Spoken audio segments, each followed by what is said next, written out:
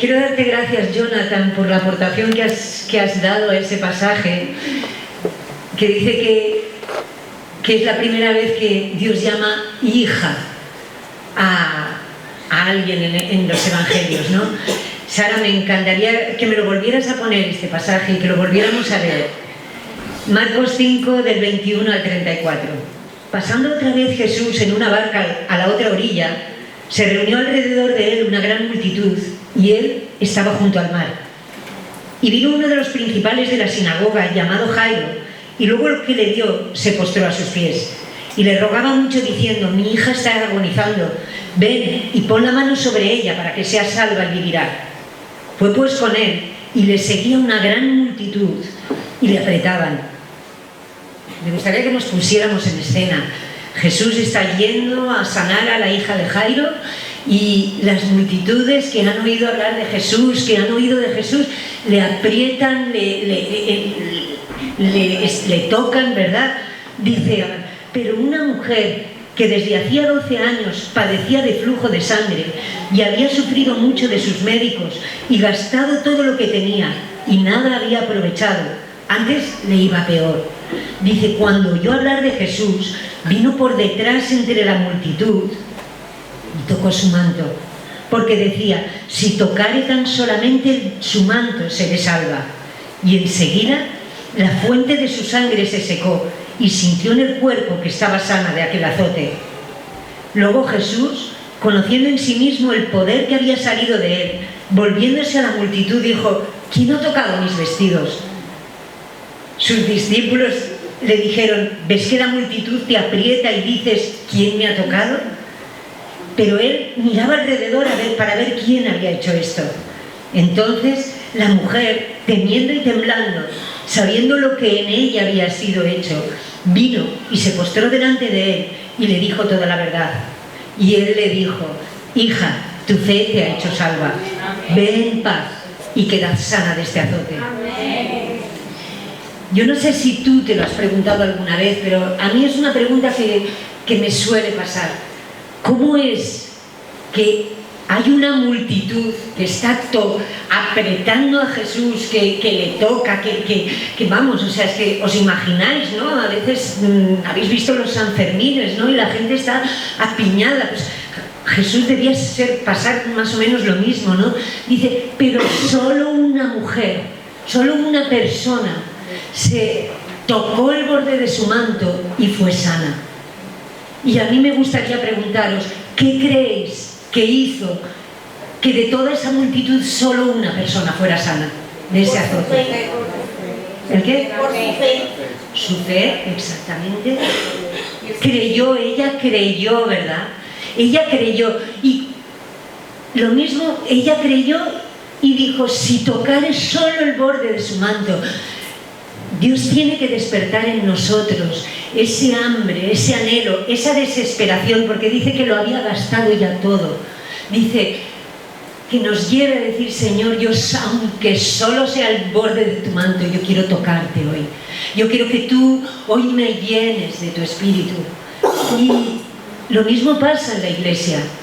¿Cuántas veces venimos? Aquí somos muchos y de todos, unos la misma palabra, el mismo mensajero, la misma predicación, y unos salen llenos y encendidos y transformados, y otros salen indiferentes y sí, ha sido un buen mensaje, pero me voy a mi casa y me olvido de todo.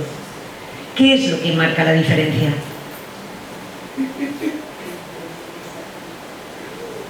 Dice: la diferencia está en el oír con fe. La diferencia está en el abrir tu corazón o no. A veces vienes aquí y dices: ay, hoy predica o hoy ese me cae bien, ese no, y te quedas mirando lo superficial, lo de fuera, pero no estás viendo al mensajero, no estás oyendo el mensaje que el mensajero trae de parte de Dios.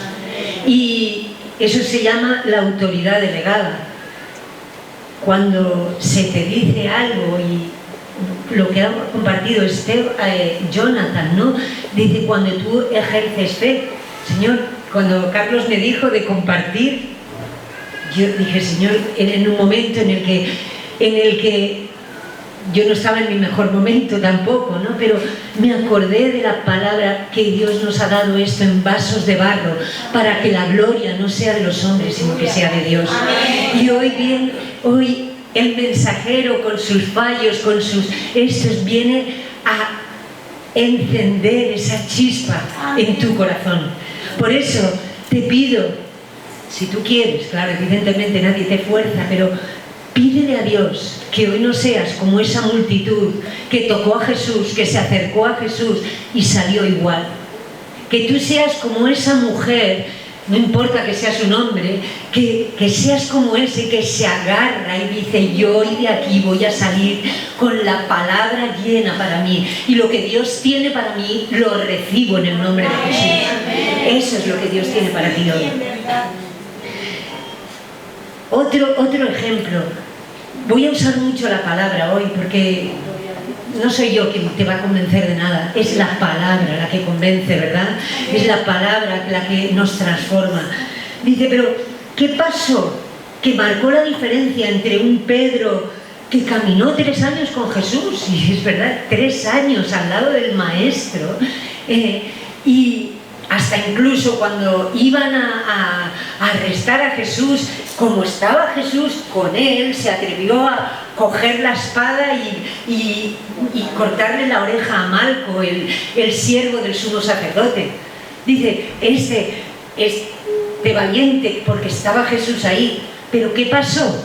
Cuando a Jesús lo arrestan y él está allí en el patio y de repente una criada dice, ¡hey! Él también estaba con ellos, él también estaba con Jesús. Y él lo niega, ¿no? Y luego vienen otros y dicen, sí, yo lo reconozco, además habla como ellos. Y entonces, ¿qué empieza Jesús? ¿Qué empieza Pedro? Dice que con la presión del grupo empezó a maldecir y a echar juramentos y a decir, no, yo no soy. Pero luego salió, se dio cuenta de lo que había hecho, de que había fallado a su maestro, salió y lloró. Pero ¿qué marcó la diferencia a otro Pedro que de repente se levanta y en su primer discurso 3.000 personas se convierten? Me gustaría leerlo en Hechos 1, 3, 8. Vale, dice,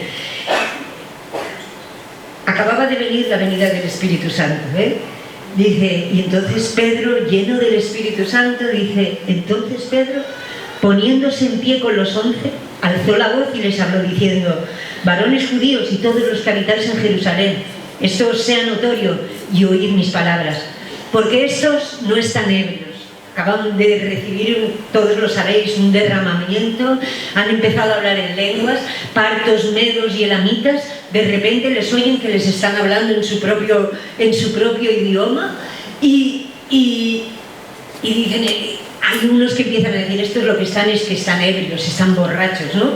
Y Pedro se levanta y dice, porque estos no están ebrios como vosotros suponéis, puesto que es la hora tercera del día, mas esto es lo dicho por el profeta Joel, y en los postreros días, dice Dios, derramaré de mi espíritu sobre toda carne. ¿Dónde estamos ahora? Estamos en los postreros días. El otro día me gustó como lo expresó Carlos, dijo, estamos en el minuto añadido de la última hora, ¿verdad? Es como que Dios nos está dando un tiempo en un partido de fútbol, ¿no? Cuando de repente te dan unos minutos de más, ¿verdad? Estamos en ese minuto. Y entonces dice, y en los postreros días, dice Dios, derramaré de mi espíritu sobre toda carne, y vuestros hijos y vuestras hijas profetizarán, vuestros jóvenes verán visiones, y vuestros ancianos soñarán sueños, y de cierto sobre mis siervos y mis siervas en aquellos días derramaré de mi espíritu y profetizarán. Y luego sigue hablando, dice, y daré prodigios arriba en el cielo y señales abajo en la tierra, sangre y fuego y vapor de humo, el sol se convertirá en tinieblas y la luna en sangre, antes que venga el día del Señor grande y manifiesto, y todo aquel que invocar el nombre del Señor será salvo.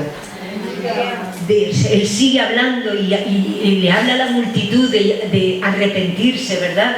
Pero dice, así que los que recibieron su palabra fueron bautizados y se añadieron aquel día como 3.000 personas. ¿Necesitamos el bautismo en el Espíritu Santo? Yo creo que es una urgencia para este tiempo, para esta hora. No podemos, porque si no seremos, en medio de la opresión, seremos como ese Pedro que frente a la multitud se alinea con el mundo, ¿verdad? Y saldremos y habrá un pesar en nuestro corazón. Él dice, Jesús les dijo, y estando juntos les mandó que no, o sea, cuando ya Jesús va a ser alzado al cielo, les dejó unas órdenes precisas. Les dijo, no os mováis de Jerusalén, estáos quietos hasta que seáis llenos del Espíritu Santo. Dice, porque Juan ciertamente bautizó con agua. Ese es el bautismo de arrepentimiento, ¿verdad? Para perdón de pecados. Pero dice, mas vosotros seréis bautizados con el fuego, bautizados con el Espíritu Santo dentro de no muchos días. Y entonces los que se habían reunido le preguntaron diciendo, Señor, ¿restaurarás el reino a Israel en este tiempo? Y les dijo Jesús, no os toca a vosotros saber los tiempos o las sazones que el Padre puso en su sola potestad, pero recibiréis poder cuando haya venido sobre vosotros el Espíritu Santo, y me seréis testigos en Jerusalén, en toda Judea, en Samaria y hasta lo último de la tierra. ¿Qué entiendes tú? Cuando ellos le dicen, restaurarás el reino, yo lo que entiendo es que Dios dice, lo que está pasando en la política no es mi problema. No, Él tiene el control de todo, aunque parezca todo que se pierde, Él tiene el control de esto, pero sí que les da una orden y les dice, no os mováis de aquí hasta que recibáis el bautismo en el Espíritu Santo, porque eso es lo que te dará el poder para ser testigo hasta las naciones. Dice que hacia dónde vamos como iglesia. Aquello en Apocalipsis que dice, y toda lengua, y toda nación, y toda tribu conocerá al Señor, ¿verdad? Eso es hacia dónde vamos. Para eso necesitamos ese fuego, necesitamos ese poder, esa investidura de parte de Dios. Y ¿os habéis fijado? A veces lo vemos en las noticias, pero como no lo tenemos tan cerca, pues sí, es un desastre y se sabe muy mal, pero el fuego que ha habido en Tortosa, en Pauls, vale, pues yo vivo en el Perelló. El fuego, las llamas, yo cuando el primer momento pensé, bueno, si lo miras por la carretera dices, lo tengo bien lejos, ¿no? Pero no, es que el fuego no para, no lo puedes parar. Y si encima es ayudado por el viento, y el viento del Espíritu quiere llenar esta casa de su gloria, es imparable. O sea, las chispas saltaron, llegaron al Perelló y hubo otro incendio, que gracias a Dios se pudo detener. Pero eso es una imagen en lo natural de lo que Dios quiere hacer en lo espiritual. En lo espiritual Dios tiene que encendernos. Escuchar, estás atento. Dios a lo largo del año va mandando mensajes y mensajeros con una palabra precisa. Y si tú miras, a mí me gusta tomar apuntes, porque luego los miro y digo, ostras, Dios ha ido trayendo una línea, ha traído una dirección, y Dios está llamando a su iglesia a despertar. Despierta, iglesia, tenemos que despertar de este letargo, tenemos que empezar a ¿Cómo despierto? O sea, ¿cómo despierto? Una de las cosas es, empiézale a pedir que Dios ponga hambre de Dios. Señor, yo en mis fuerzas no puedo, pero en las tuyas iré. Eso que ha dicho él antes, la fe, si tú no pones en acción lo que Dios te ha dado, ahí se queda. Dios ha puesto dentro de ti y dentro de mí, hay algo de Dios. Y es como cuando conoces a Dios, Él planta dentro de ti una semilla. Y esa semilla tiene que crecer y tiene que forjarse. ¿Cuántas mujeres aquí han sido madres? Sabemos lo que es un embarazo, ¿verdad? Cuando estás a punto de dar a luz, al principio, pues sobre todo al principio, pues empieza a ver cómo Dios planta algo, o esa semilla ha sido sembrada y empieza, pues tu cuerpo empieza a sentirse extraño, se empieza a sentir incómodo, ¿verdad? Y a veces hay náuseas y a veces hay hasta vómitos y arcadas o reflujos y te sientes y el cuerpo te cambia y no sabes muy bien, ¿no? Luego va cogiendo forma y vas viendo que aquí hay un bebé, aquí hay algo de parte de Dios. Yo quiero que lo pongas en el nivel espiritual. Dios ha puesto algo dentro de ti. Y ese algo es algo de Dios. Y lo tienes, te toca a ti cuidarlo. Dios, antes de que seas soltado, porque va a haber un día en el que vas a dar a luz aquello que Dios te ha dado, aquello que Dios ha puesto dentro de ti, tiene que salir, que dar a luz. Pero y hay un momento al final del embarazo, no sé si os ha pasado, pero yo recuerdo que el bebé ya no tiene espacio, ¿verdad? Y estás incómodo y no sabes cómo moverte y no sabes de qué lado dormir y todo te molesta y estás hasta que llega el día del parto, ¿verdad? Y ese día sueltas lo que Dios te ha dado. Eso es a donde Dios nos está llevando. Amén.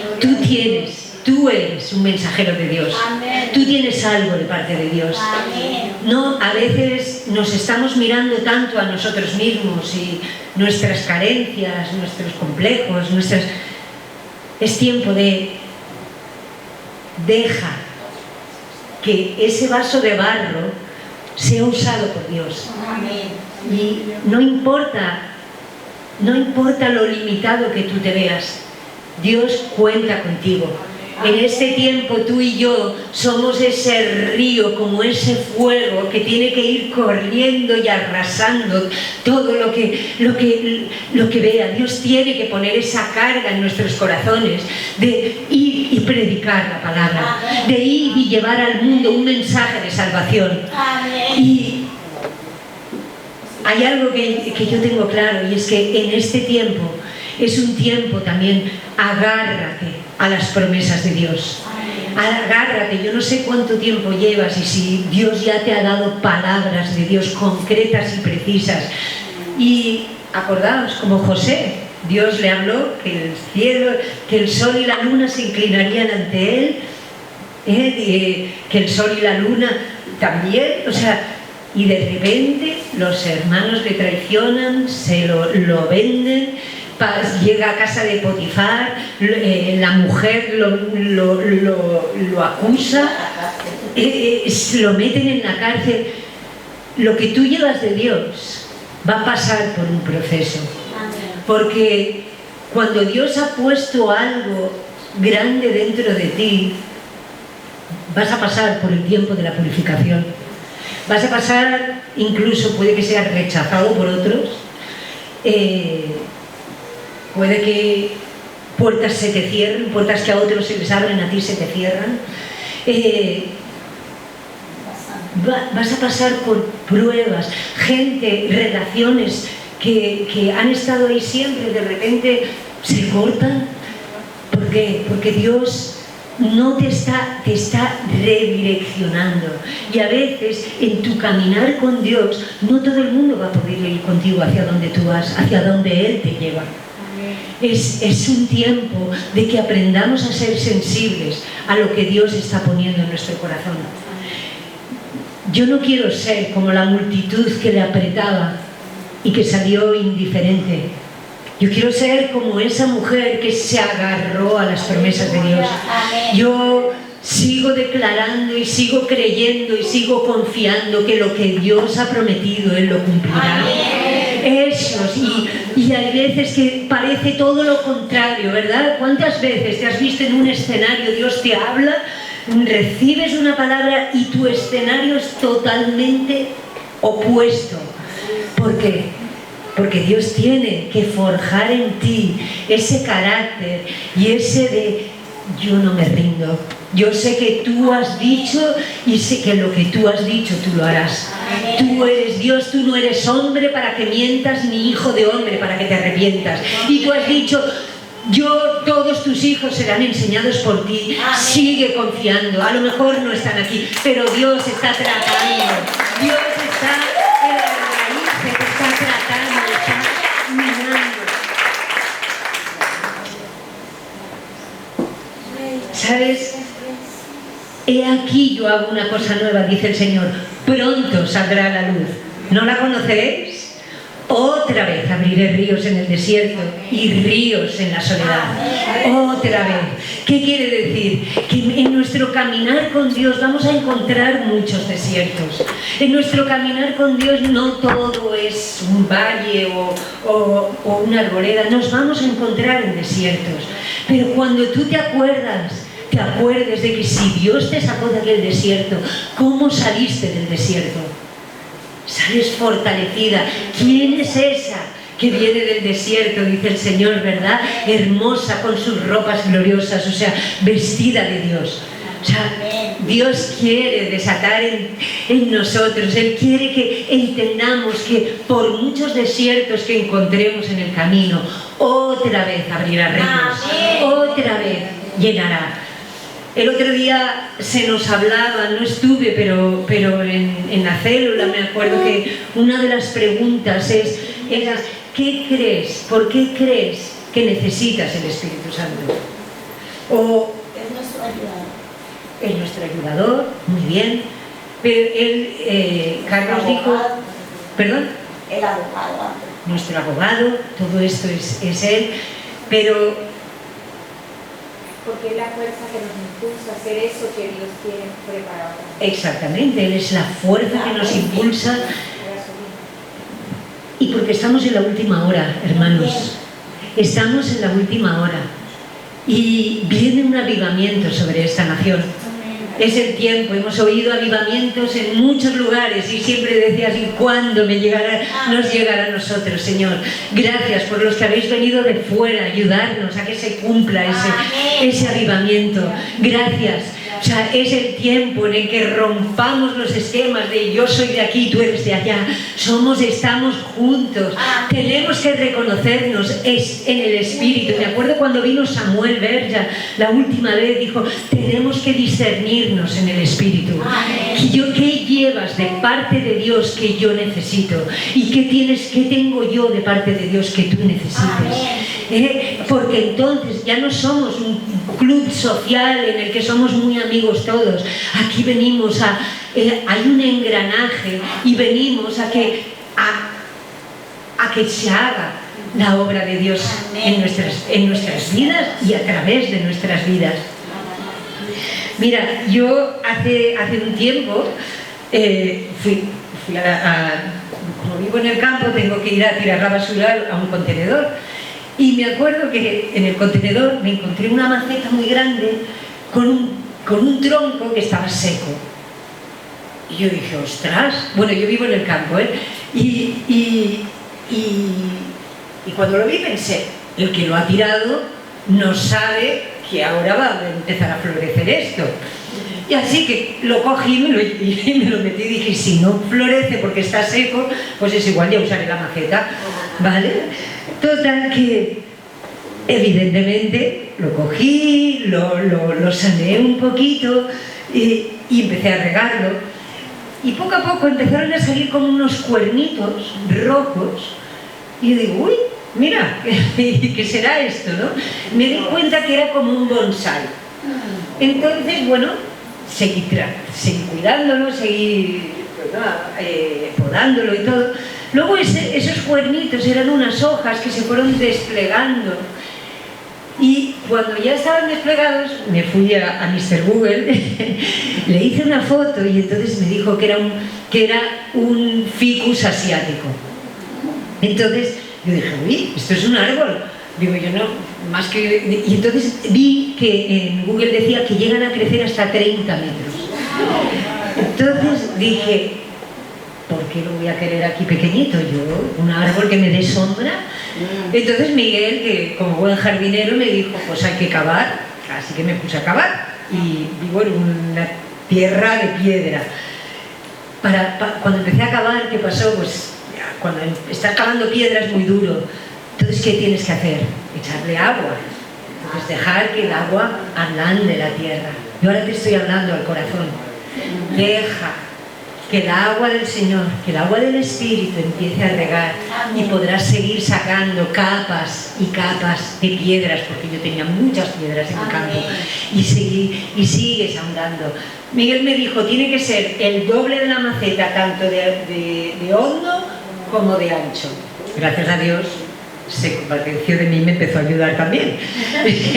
Pero total que hicimos un buen agujero, ¿no? Y plantamos, sembramos allí el árbol.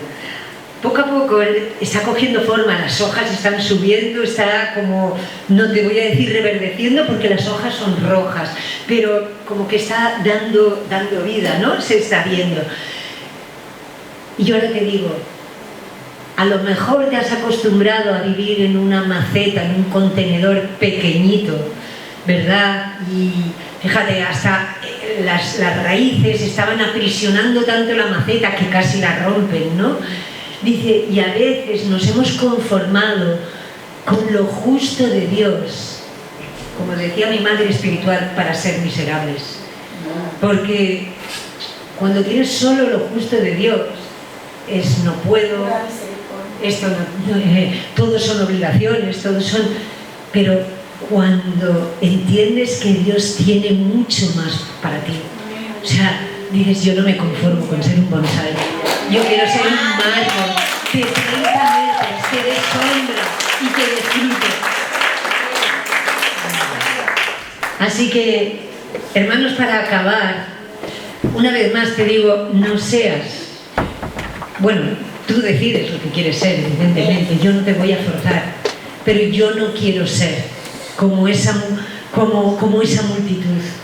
Tú puedes hoy ser esa multitud, o puedes ser esa mujer, o ese hombre, lleno de... que dice, yo me agarro a ti, Señor, y de ahí no me suelto. Yo voy contigo, donde tú me digas que vaya.